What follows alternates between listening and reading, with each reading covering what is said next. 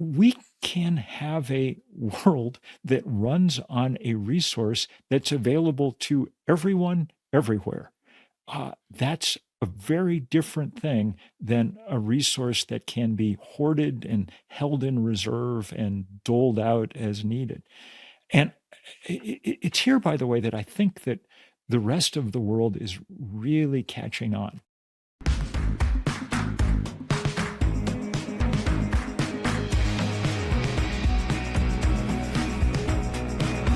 Hello and welcome to Why Is This Happening? With me, your host, Chris Hayes. I was on vacation, blessedly, for 2 weeks, which was incredible. Thank you to all the folks that helped make that possible, including Antonia Hilton and Ali Velshi, my colleagues who filled in. And let me tell you, I really tried to take a break from the news as much as possible. It sort of pokes in. And when you're away from it, you are really struck by just how relentlessly bad it feels. Like I just kept getting these alerts. I was like, what? There's tanks in DC. Not tanks, but there's MRAPs in DC, and they're every day he's giving Putin a flyover, and they've got American soldiers on their hands and knees rolling out a red carpet for it. Like, what? And so today's podcast is so needed and so great, and I am so excited for it because there are many good stories happening in the world at all times. I mean, that's genuinely true. But there is one good story happening in the world. That's the most important good story and also the most important story. It's actually probably the most civilizationally transformative moment since the Industrial Revolution and the discovery of fossil fuels. And it is also just not covered. It's so crazy. It's a complete, utter revolution in the means by which we power our civilization that is happening before our eyes.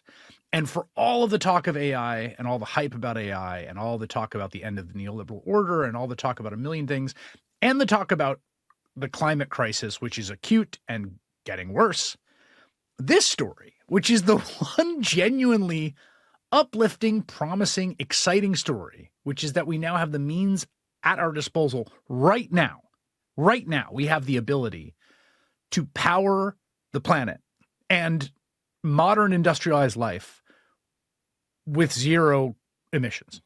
And it's not just the zero emissions, as we'll get into. It's actually a complete transformation of the model of energy consumption, of who owns and controls that energy, what it does for the economy, for how people operate in the universe. Like, we are on the precipice of a totally transformational moment.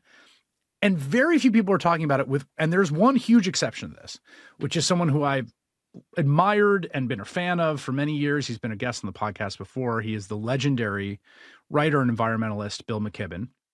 He's the founder of 350.org and Third Act, which are both focused on the climate crisis. He's the author of 21 books, going back to The End of Nature, which was a huge hit, to his most recent one, which is on this very topic. It's called Here Comes the Sun, A Last Chance for the Climate and a Fresh Chance for Civilization. Bill McKibben, welcome back to Why Is This Happening? Friend, so good to be with you. So you write a little bit in the intro in a sort of funnily self-aware way about like your book, The End of Nature, which I think was your first big title, which was kind of praised for its like dark realism, I think is the phrase you use. And the kind of role you've taken as a little bit of the prophet, of the seer of dark truths, the troubles that lie ahead. And this book is,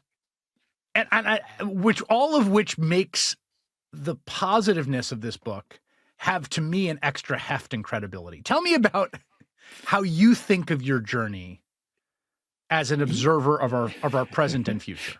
Yeah, it is a very odd moment for me because you're right. My life has been spent necessarily as a kind of professional bummer-outer of other people.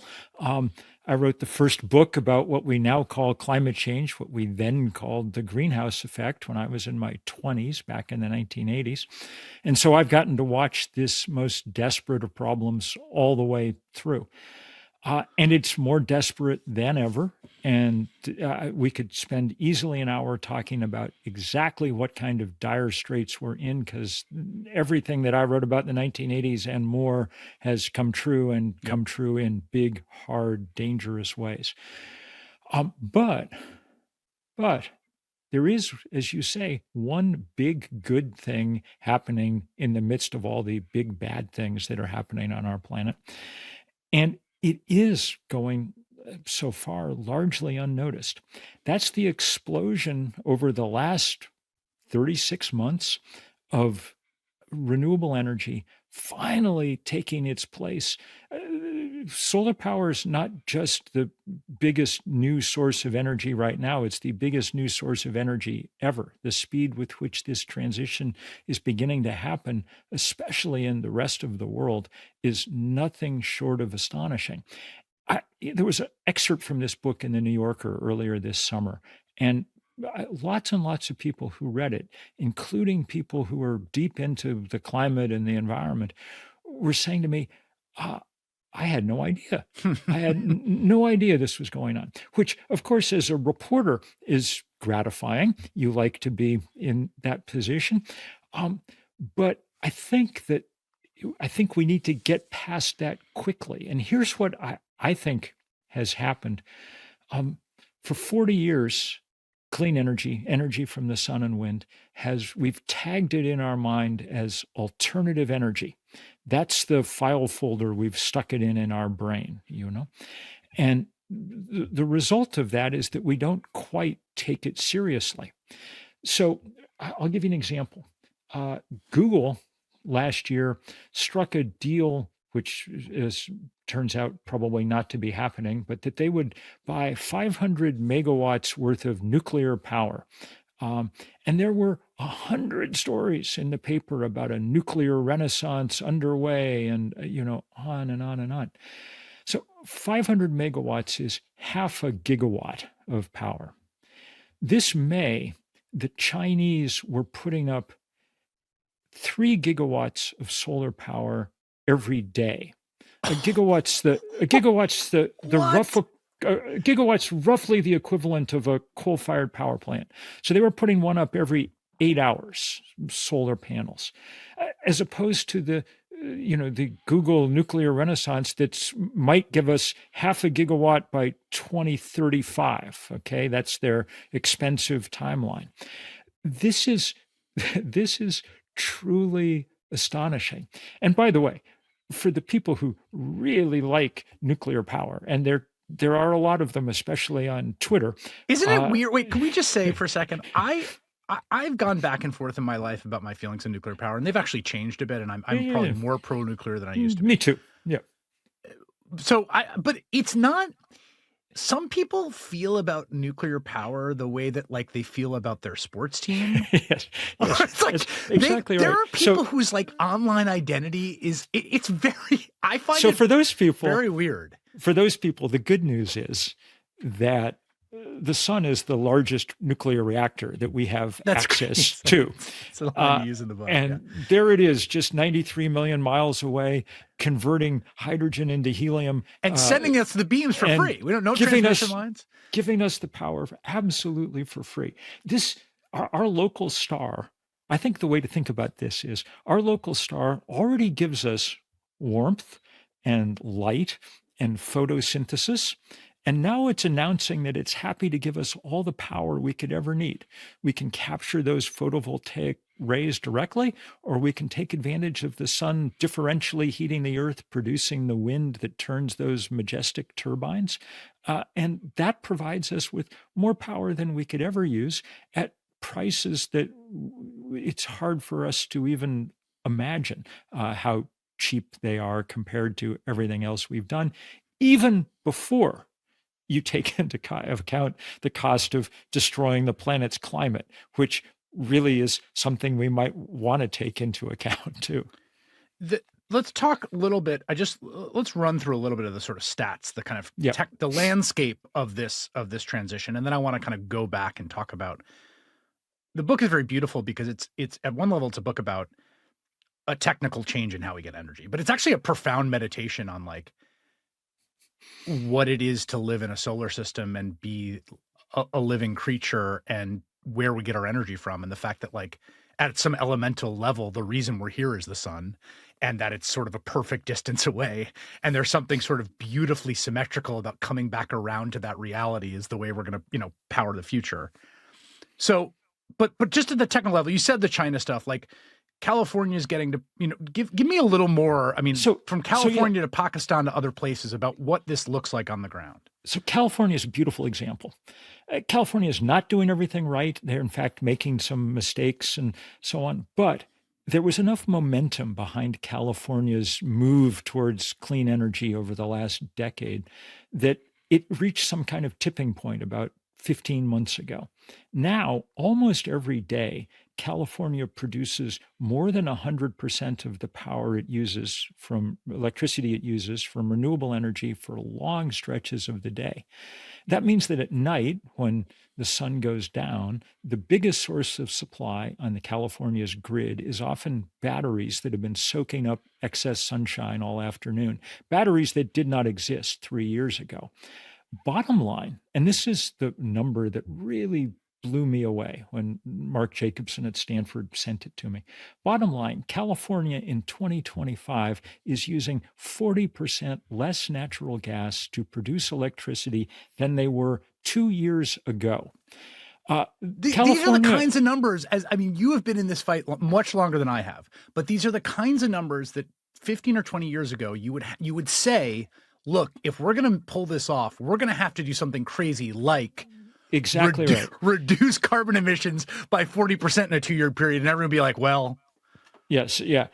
Those are the kind of numbers that applied around the world knock a few tenths of a degree off how hot our planet gets. And remember, every tenth of a degree Celsius that we warm this planet moves another 100 million of our brothers and sisters out of a comfortable climatic zone and into the place where they're probably going to have to move. So this is remarkable. What's more remarkable is, to me, is that California is now being outdone, at least in volume of this stuff, by Texas.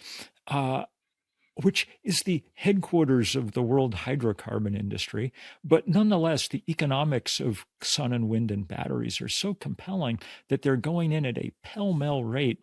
The fossil fuel industry this spring in Texas tried to do the same thing they were doing in Washington.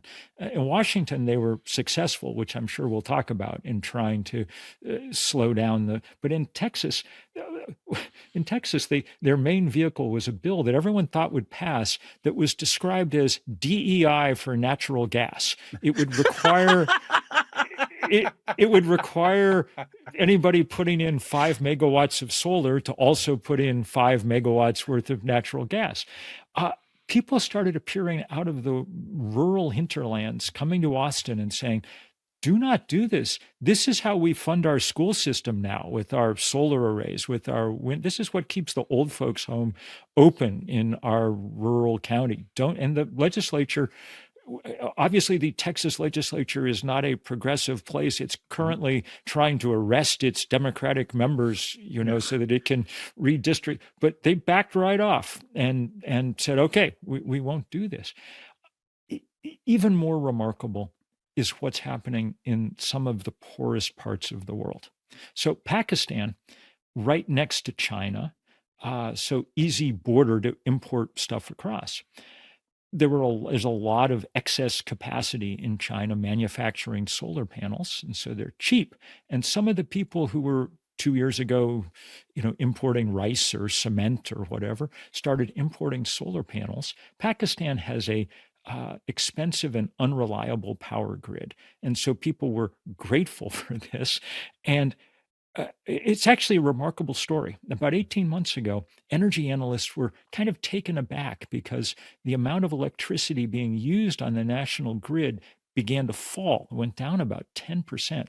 That never happens. Humans just use more energy every year, unless COVID, So they couldn't figure out what was happening until people started looking at images on Google Earth of the rooftops of, Karachi and Islamabad and Lahore. And you could just watch mushrooms coming up after a rain in the forest, the solar panels just spreading almost hour by hour.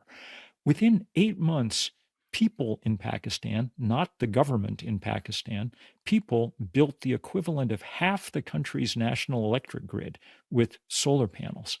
Wow.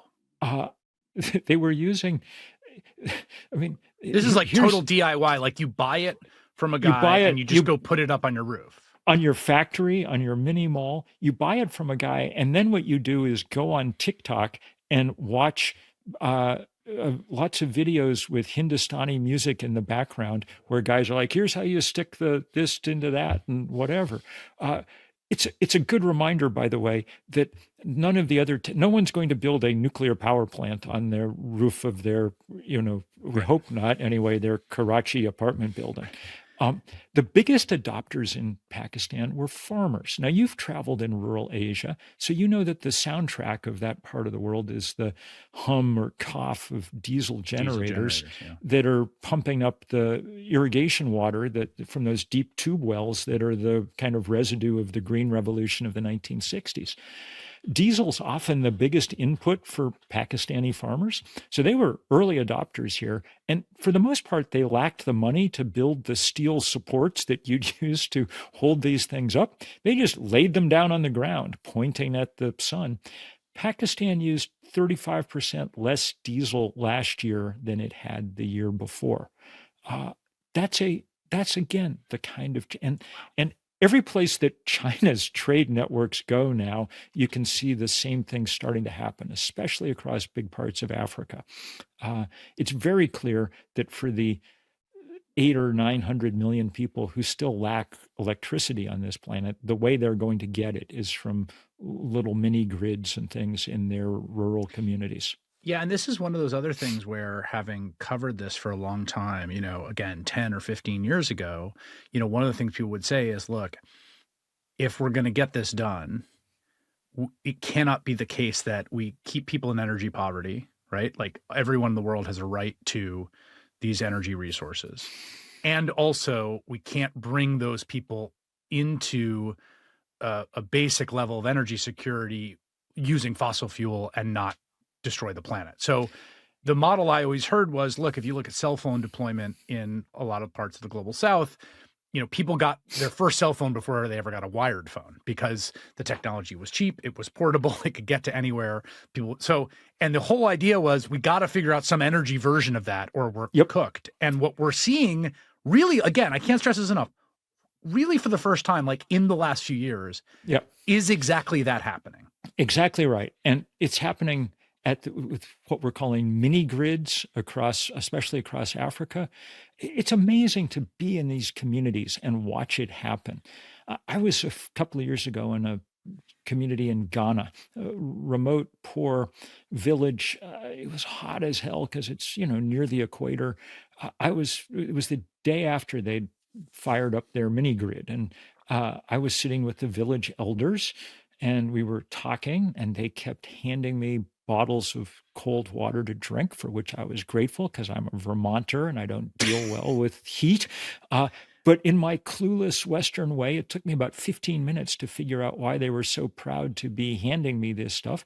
Until the day before, there really hadn't been anything cold in that community. Right. There was no refrigerator. Now, the best argument for the refrigerator is you can store vaccines, and people in Ghana still believe in vaccines, but the second best argument for it is it's nice to have a cold drink or an ice cream sandwich or something every once in a while. So this is happening now, and it's really accelerating. It's already been the case that for the last, I think 5 to 10 years, solar deployment keeps overshooting what the, International Energy Association had kind of predicted. So it keeps beating but it's really kind of taking off. Why is this? What has come together to make now this moment that it's happening? This is mostly pure economics with some serious activism in the background. It's a fascinating story.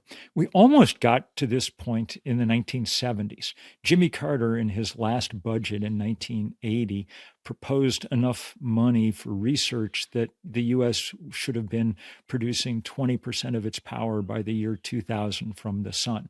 Wow. That obviously went by the board when Ronald Reagan was elected and tore the solar panels off the White House roof. The next important thing that happened was at the turn of the century when the Green Party in Germany held the balance of power in their parliamentary system and used it to exact the fairly high-priced promise from the leaders of Germany that they would pay good rate for electricity produced by people from their rooftops. The Germans called this the Energiewende, the energy transition. That created expensively demand in Germany. And the Chinese used that demand to perfect the manufacturing of this stuff. And it's just gotten better and better and better and continues to get better year after year after year.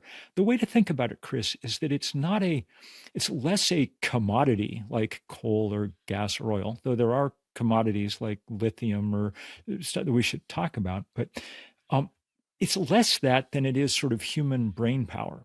Every time we double the amount of solar that we install on the planet, the cost drops in half. And that's the kind of exponential cycle down that eventually creates this exponential growth up. About 5 years ago, we passed an invisible line where it became cheaper to produce energy from the sun and the wind than from setting things on fire. And combined with the kind of resolve post-Paris of at least some countries to do something about climate, this helped produce the basis for this dramatic expansion.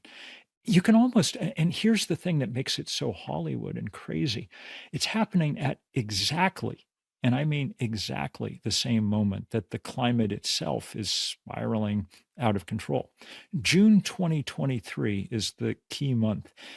That's the month that climatologists say temperatures are now spiking again. We've just seen the hottest temperatures in the last 125,000 years. Every month since June of 2023 has been the hottest August, the second hottest October, or whatever. We're up on this new plateau. June 2023 is also the month when human beings start installing more than a gigawatt of solar power a day around the planet. So we're in this race. If we weren't in this race, then there'd be no need for us to be talking about this except just as a kind of gee whiz story. Because it would win the race. Over time, economics will do the job. Yeah. 40 years from now, we're going to run the planet on sun and wind. But if it takes us anything like 40 years, it's going to be a completely broken planet that we run on sun and wind. And by broken, I mean we're now watching the jet stream and the Gulf Stream flicker and falter in ways that are almost unimaginable. The deepest systems of our planet are now beginning to unravel, and we don't have much time to fix them. Hence, the need for activists to stay active. Sun Day is coming up on September 21st, and hopefully there'll be events all across America with people trying just to drive home this basic understanding that this is no longer alternative energy. So I want to talk about a few of the sort of critiques of we're mostly talking about solar. Wind is too, and of course you make the point in the book that wind power is just solar power by another means, right? The sun unevenly heats the earth. So I want to talk a bit about some of the sort of two critiques you hear. Sometimes I think leveraged in good faith and sometimes I think leveraged in bad faith, but both worth responding to and both which you take some time with in the book. The first is just the resource extraction necessary for the production. And I think people have seen, images of like brutal open pit mines in places like the Democratic Republic of Congo and other countries, very poor countries where people are mining some of the goods, particularly lithium and rare earth, which are two of the big ones that we need for both solar and batteries. And this idea that like, well, you're just you're replacing one form of environmental Right. degradation with another. Right.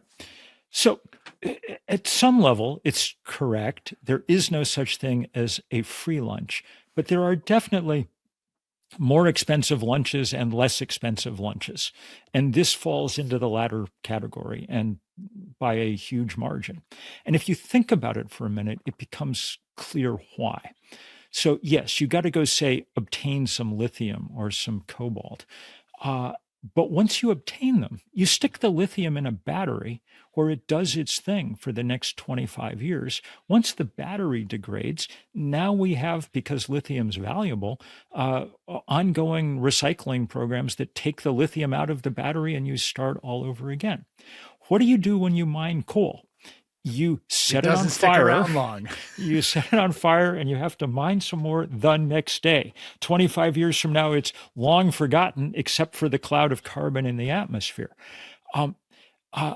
So the Rocky Mountain Institute last fall put out a report saying that the total volume of minerals we're going to mine for the battery transition by 2050 is less than the amount of volume of coal we mined last year.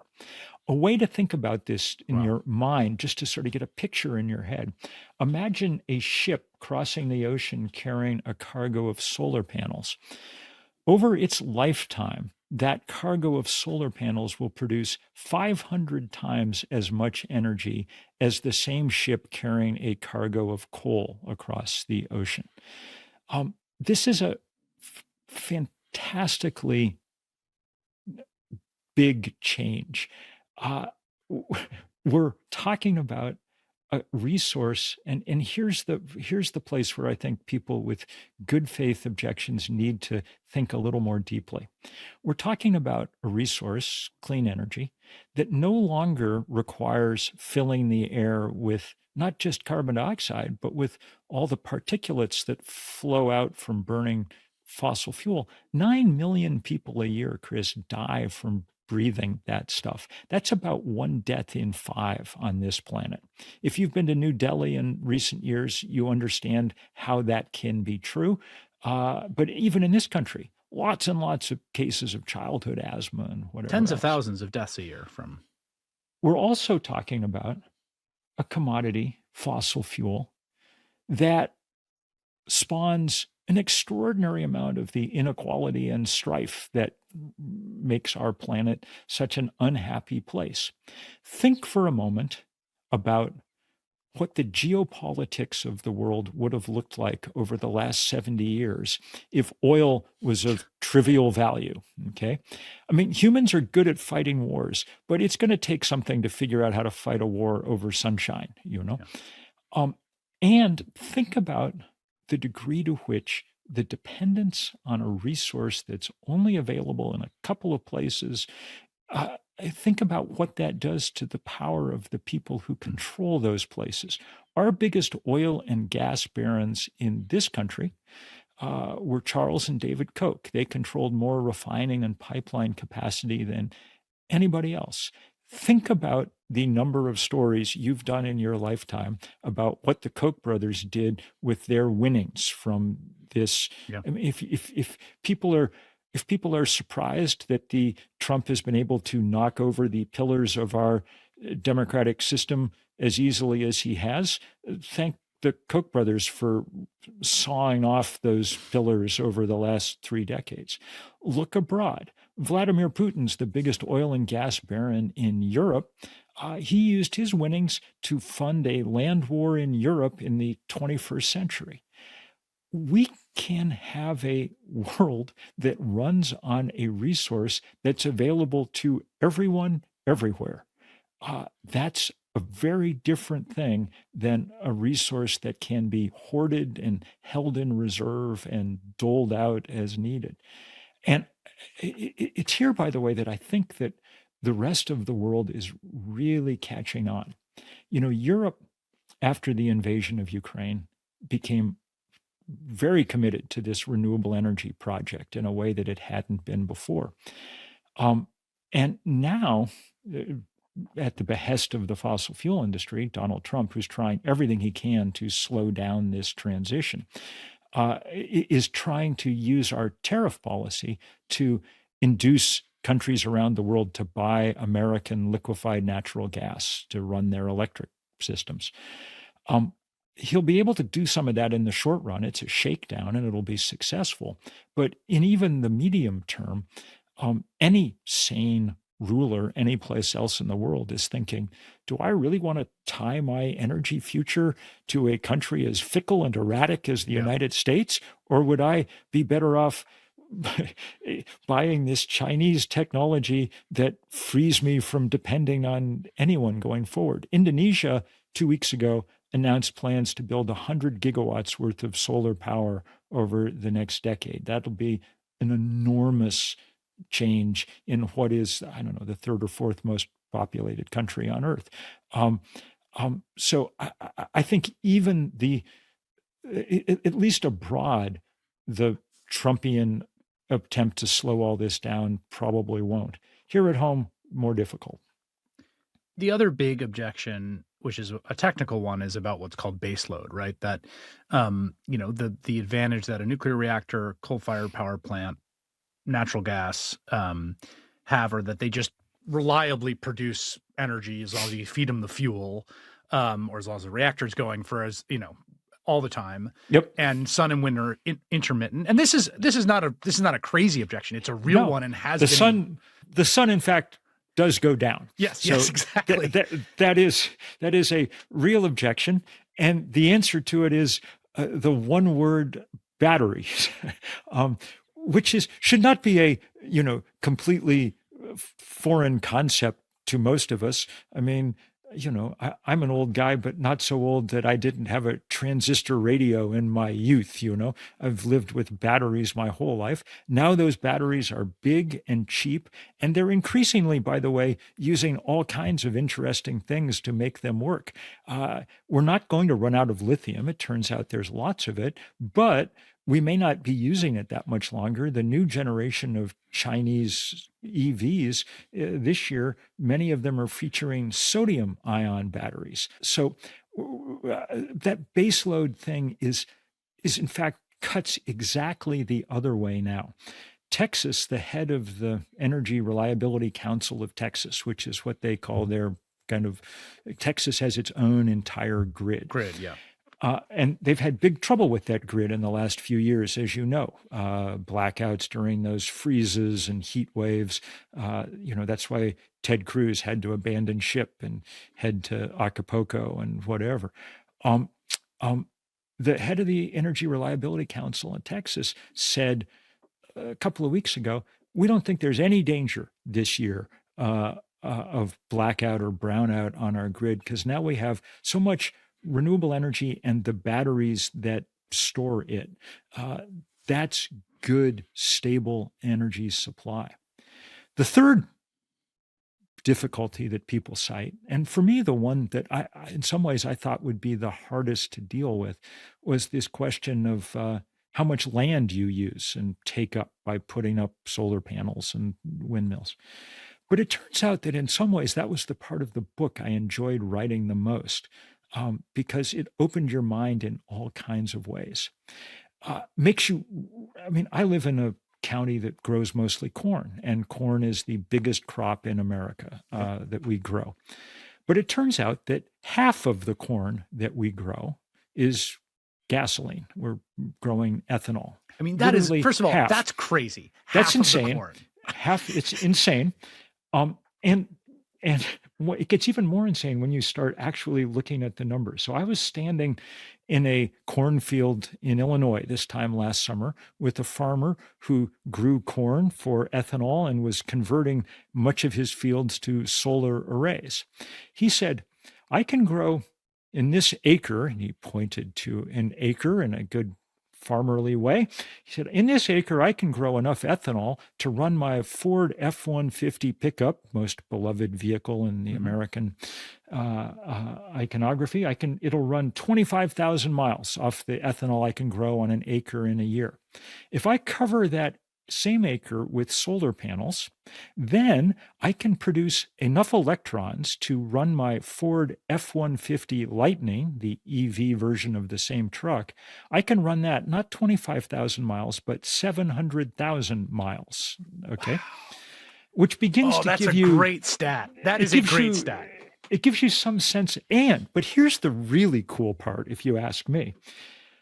Having put the solar panels in this field, he's still got half the field to work with because there are big rows in between the solar panels.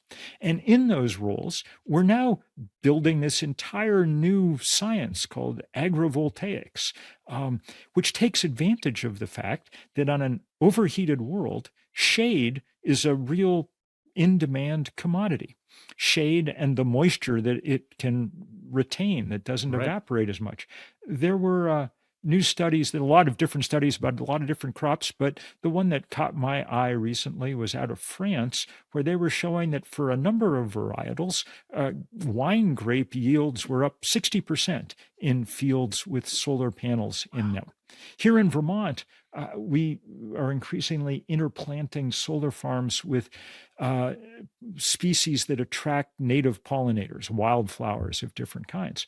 And the number of insects is up 100 times compared to a field of corn. And what that means is that for the farmers in the adjacent areas who have things like orchards, fruit set is up 30 and 40% because there's lots of insects hard at work. They're dealing with the biodiversity crisis in the same field that they're dealing with the climate crisis. It allows for so much more human creativity than the kind of industrial monoculture that we've grown accustomed to. So I think on a lot of fronts, it's a lot of fun. That point you just made, I think, brings us to an interesting part of the physics here, which also will then relate to this sort of fascinating, deep question about the trajectory of human technology. But part of the reason that acre of corn, made into ethanol, put into a internal combustion engine will go 25,000 miles, whereas the solar array can charge it for, 700,000, has to do with efficiency on both ends. So there's the efficiency on it's not that efficient to grow corn and then refine it to ethanol and then light it on fire and burn it. But it's also the engine of a car that has to make a constant recurring explosion as opposed to just power a drivetrain off a battery. People, I think, don't quite understand what in some ways, preposterous engineering achievement the internal combustion engine is. It shouldn't work. It certainly shouldn't work with the reliability, scale, and safety that it does when you consider the fact that it's a highly flammable material running a constant set of explosions everywhere we go all the time, powering everything. Think about the entire sort of supply chain. In order to make it work now, you have to know how to go and drill beneath the surface of the sea or frack the underground geology in order to get it to a refinery, which is the most complicated piece of technology we have, separate out the various components of the oil, get them to the gas station, put them in your tank, run this engine with 2,000 moving parts. And mostly what that engine produces is waste heat. It's only about 30% of the energy actually drives the car down the road, okay? Same with the furnace in your basement.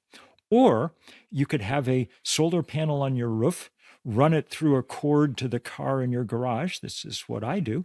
The engine has 20 moving parts, and it's 3 or 4 times more efficient at using that energy. It's mostly not producing heat. It's mostly producing what a physicist would call work. The heat pump replacing the furnace in the basement is the same way, 3 or 4 times more efficient in its use of energy. So really, by the time we convert the whole planet to renewable energy, we're going to be using less primary energy than we do now. That's because we waste so much of it in heat we don't use. Like the car engine's just making a ton of heat, and then it has to convert that into the movings of the pistons and then the drivetrain, right? And then it's also got to deal with emitting that, and it's got to vent it, and it's got to cool the engine down, which is why you have a whole complicated system to cool it, and why you got to put oil and coolant in. And in the process, it manages to destroy the climate of the planet, which is then creates, among other things, the need for immense amounts of energy to run air conditioners and whatever else. All of this, all of this was worth doing for 250 years when we didn't quite understand what the implications were and when we had no choice.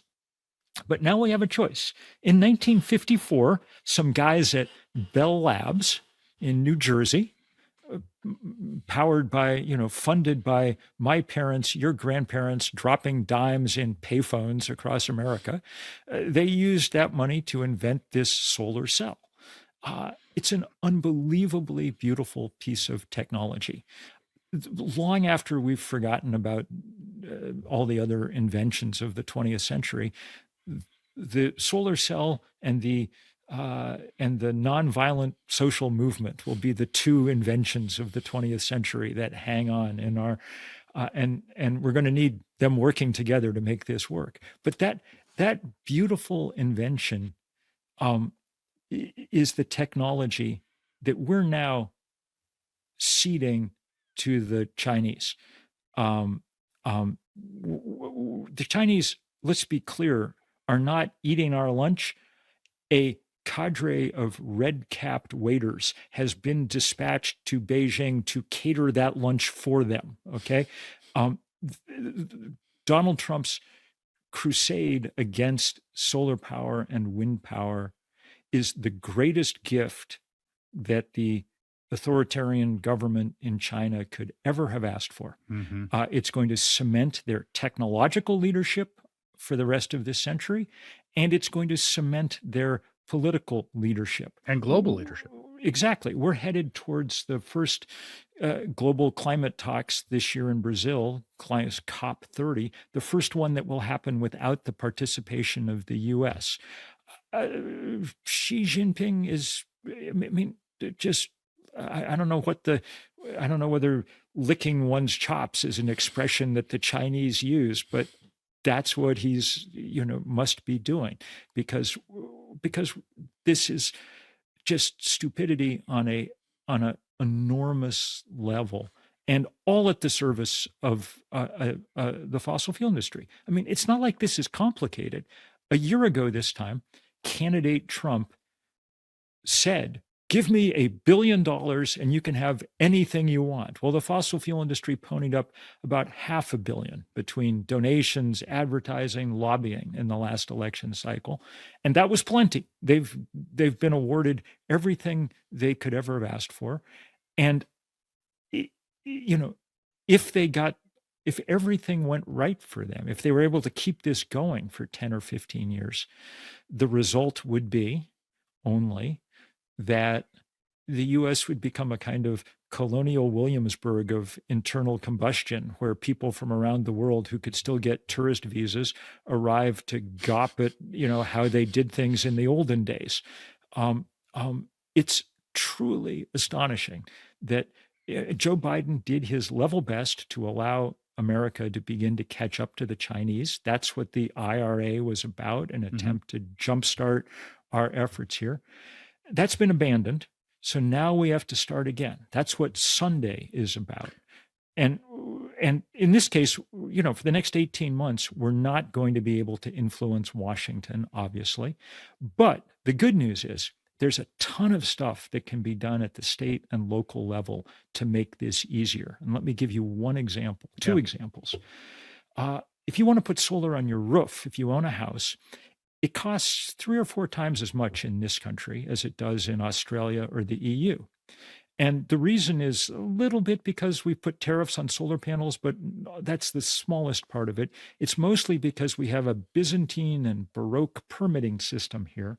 Every municipality makes up its own rules. You have to do endless inspections and wiring diagrams and on and on and on. I'm going through it right now, literally. And it's for something that's not dangerous. Right. If there was an epidemic of solar panel fires on the rooftops of Australia, where 40% of people have these things, then you can be assured that Fox News would be running the pictures 24/7. Okay. It's not, I mean, it should not be harder. In most of the world, you just call up on a Monday, and by Friday, you have solar panels on your roof and they're Wow. pushing out energy. An even more remarkable example is what we call balcony solar. This is for apartment dwellers who don't have a rooftop. Across Europe in the last few years, millions of people, 3 million people in Germany, have gone to the whatever they call Best Buy in Germany and picked up a solar panel that they can hang from their balcony with a standard plug coming off it that they plug into a socket in their wall, and it produces in many cases 20 or 25% of the energy that they're using. That's illegal every place in this country except that progressive bastion, the state of Utah, where the legislature earlier this spring unanimously improved enabling legislation for balcony solar because, as one libertarian senator rightly pointed out, why should the people of Frankfurt and Hamburg be able to enjoy this thing and not the good people of Provo and Salt Lake City? And so now if you go on YouTube, there are a lot of videos of Utahns proudly hanging their solar panels off their balcony. We can make this stuff happen anyway. And if we do, it'll be a beautiful progressive story about how change is still possible. We kicked off Sunday, sort of organizing for it, with a great event at Old North Church in Boston a couple of months ago, presided over by Mayor Wu of Boston, who might be my candidate for the single most impressive public official in the United States of America. And it really was a reminder that there, even amidst the horrors of the moment, there is stuff we can do.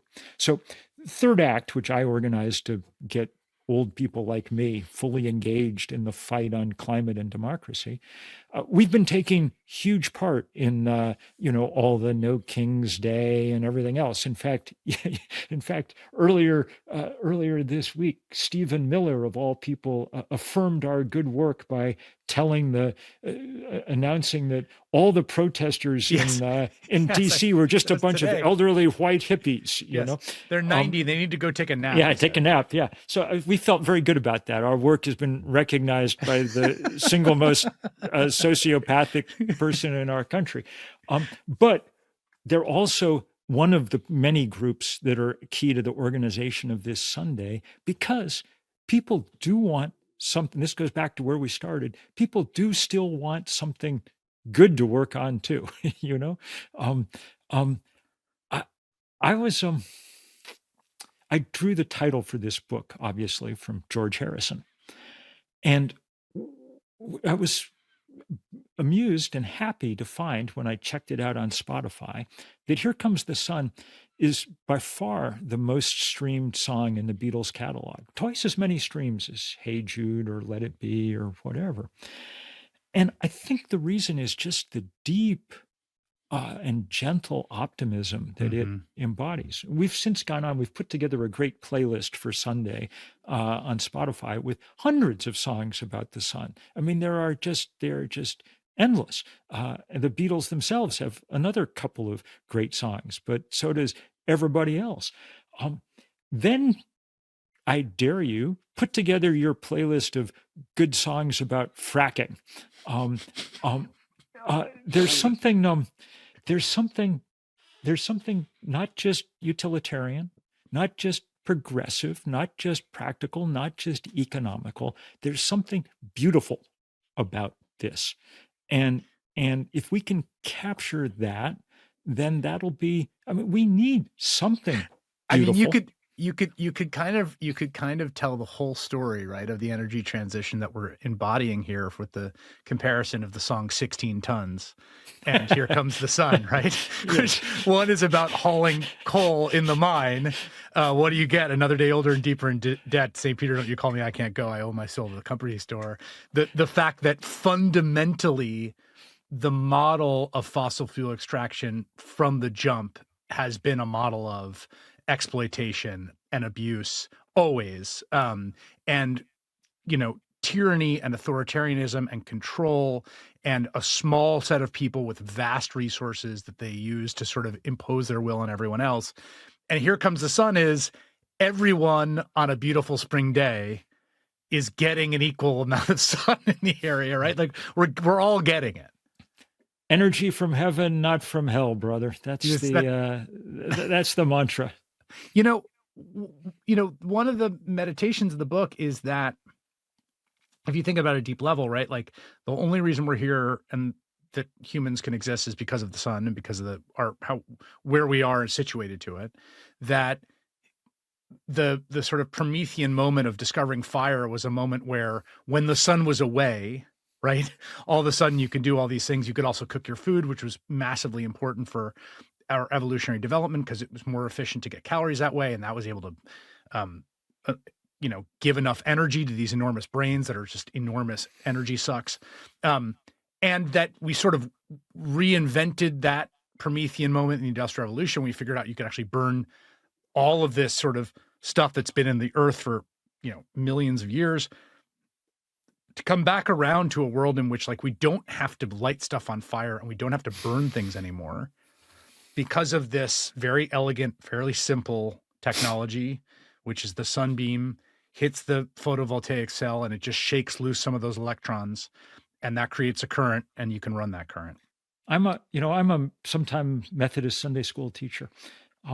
The good Lord was kind enough to hang a large ball of burning gas 93 million miles up in the sky. Who are we to waste it? That's what I think. Well, but part of it too, and this is the thing I'd really like to think about, and you talk about it a bit in the book, is there's been this abundance versus, austerity discourse and about degrowth and growth. And I think there's been elements of the environmental movement that have been very connected with sort of vision of degrowth and back to the land and sort of there's something fundamentally destructive and rapacious about the way that American and global civilization operates. But one of the things that I think is a possibility that I will see in my lifetime is a world of essentially like zero cost marginal energy. That there's just energy to do stuff and all kinds of interesting things might grow out of that. All sorts of awful things might grow out of that as well. But that idea that this doesn't have to be a scarce thing that people fight over. I mean, there was a time when information was a very scarce thing that people fought over. And like who got to control the books. And then, that doesn't happen in the same way now. Like we're gonna, I think, move into a new era, maybe more quickly than we realize, where this control by these small entities, whether they're nation states, companies, or some combination, is just going to go away.